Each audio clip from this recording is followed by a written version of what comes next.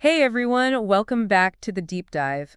One thing I think we all struggle with from time to time is actually, achieving the goals we set for ourselves. Yeah, for sure. And thankfully, one of our amazing listeners actually pointed us to this super interesting article called Setting Goals for Success: 8 Steps to Actually Achieve Them.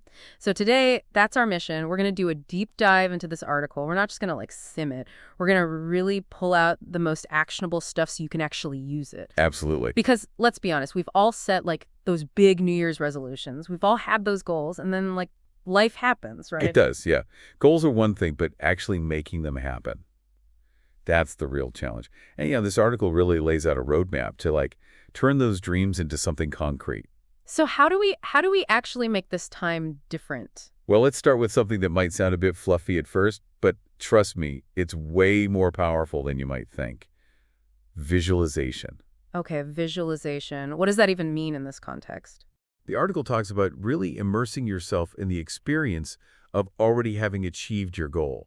Not just like, oh, wouldn't it be nice if, but really going there in your mind. What would it feel like? What would you see, hear, even smell? Engaging all your senses to make it as real as possible. So it's way more than just a quick daydream. Absolutely. And it even goes a step further by suggesting you create like a personal vision statement. Like, what are your core values and where do you really want these goals to take you in the grand scheme of things?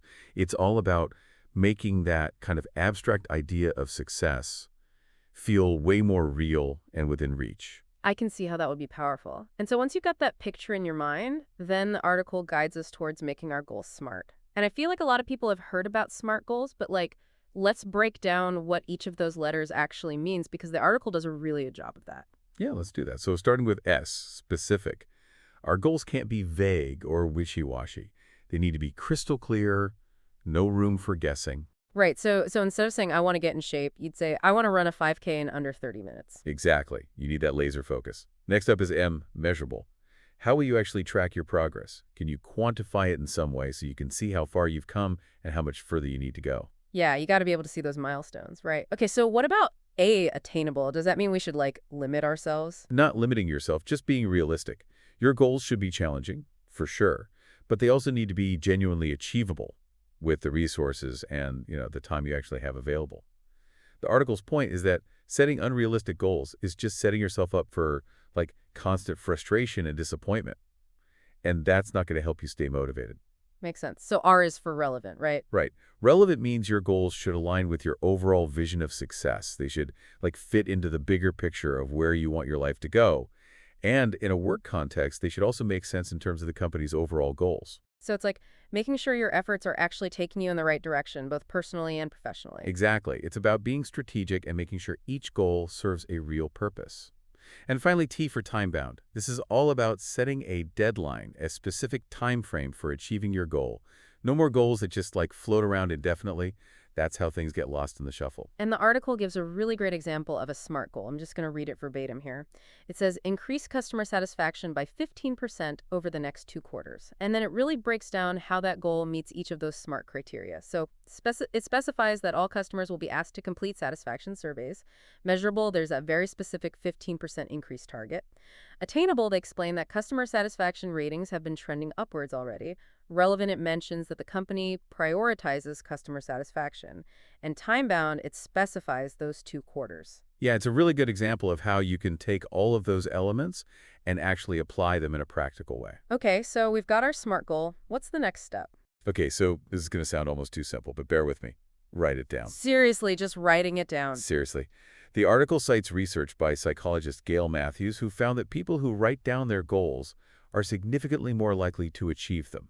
There's something about taking that thought and giving it a physical form. It makes it more real, more concrete. It's like signing a contract with yourself. So it's like a little ritual, almost. It is. It helps cement that commitment. And the article also mentions another interesting point, which is the power of sharing your goals with others. Telling someone what you're working towards creates a sense of accountability. Right. You don't want to let them down. It gives you that extra push. Right. And it can also help combat that feeling of being alone on this journey. Okay, now let's talk about tackling those big, sometimes daunting goals. The article suggests breaking those down into smaller, more manageable steps using something they call a goal ladder. A goal ladder. I like that. What is that exactly? So picture a ladder, right? The very top rung is your big main goal, and each rung below that represents a smaller, more achievable step that you need to take to reach the top. So you're essentially creating a roadmap, like one step at a time. Yeah, and breaking it down like that makes the whole process feel less overwhelming, right? The article also mentions the classic to-do list, writing down those smaller steps and giving each one a due date. There's nothing quite like the feeling of checking things off that list. It gives you that sense of progress, that feeling of, okay, I'm actually getting things done. Okay, those are all really great tips. But what about timing? It seems like a lot of times we set goals and then underestimate how long they're actually going to take. Yeah, you're right. The article stresses the importance of setting realistic timelines.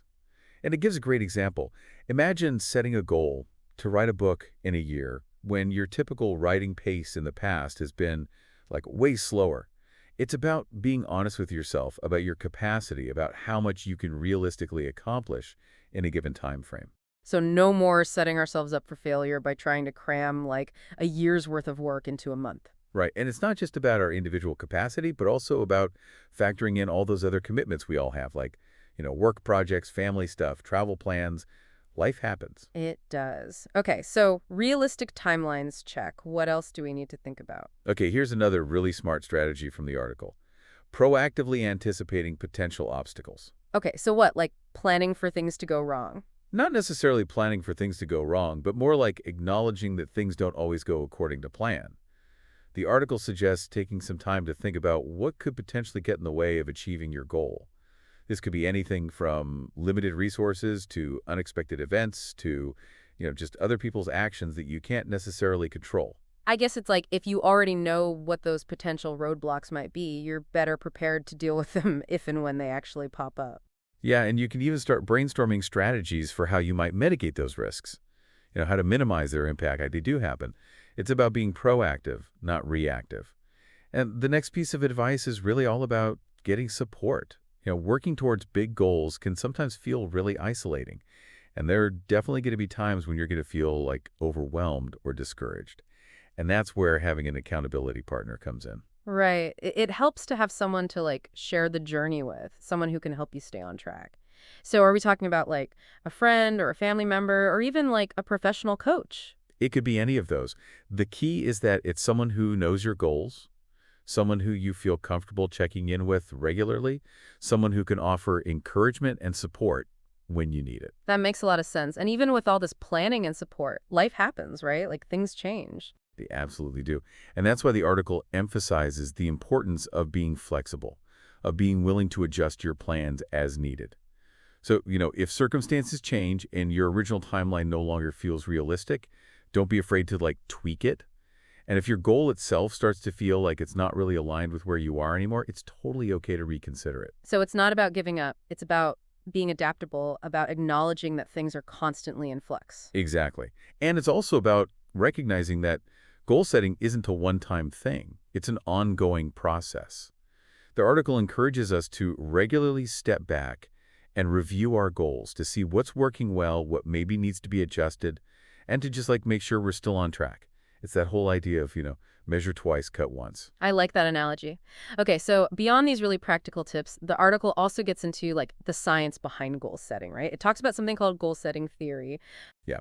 So goal setting theory is basically a framework for understanding how goals actually motivate us. And it boils down to 5 core principles. First one, clarity, which we've already talked about. Right, you got to be clear about what you want. Exactly. No ambiguity. The second principle is challenge. Research has shown that setting goals that push us beyond our comfort zones, that feel challenging but achievable, actually increases our motivation and makes us more likely to succeed. So it's about finding that sweet spot, right? Not too easy, not impossible. Right. And then there's commitment. You have to genuinely buy into the goal. You got to really believe in it and be dedicated to actually seeing it through. It can't be just a passing whim, right? You really have to be invested. Exactly. And the fourth principle is feedback. We need to receive regular feedback on our progress so we know what we're doing well and where we might need to adjust our approach. Feedback is the course correction, right? It helps you stay on track. Yep.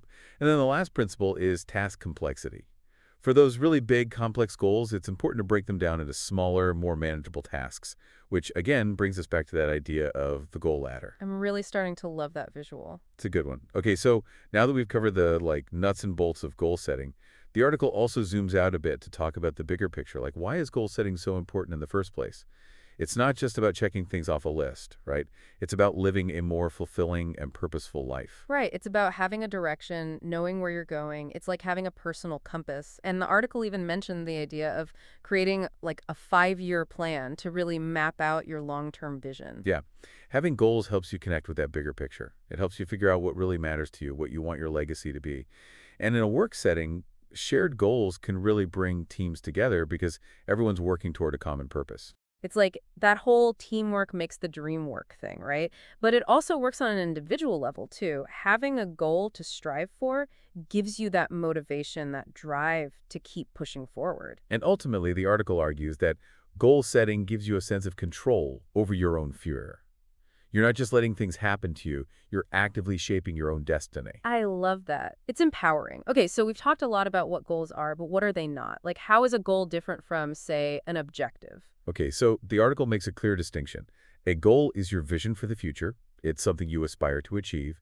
It's time sensitive, but usually with a longer time frame than a simple daily task. And it's often pretty significant in scope. It's okay to dream big. So it's not just like, I need to do the laundry today. Right.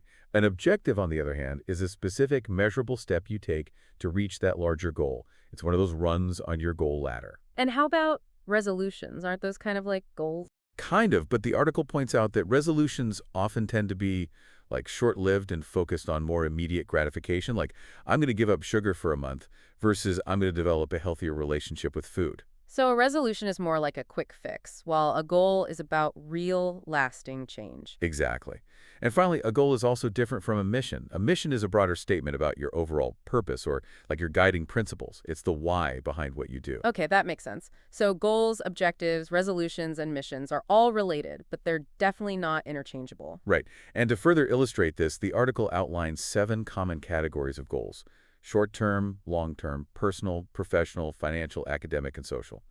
It emphasizes the importance of setting goals in different areas of your life to create a more well-rounded and fulfilling experience. It's about like making sure you're nurturing all aspects of yourself. Exactly. It's about finding balance and making sure your goals reflect your values and priorities. All right, so as we wrap up this deep dive, let's recap what we've learned from this really insightful article. It's given us a really comprehensive, practical approach to setting goals, from the importance of visualization to creating SMART goals, to writing them down, to breaking them down into smaller steps, to setting realistic timelines, to anticipating obstacles, to finding an accountability partner, to being flexible and adapting as needed. And it all ties back to that really solid framework of goal setting theory. Absolutely. And the key message here is that setting goals that are achievable and measurable, and then consistently working toward them with motivation and a clear plan, is essential for growth, both personally and professionally.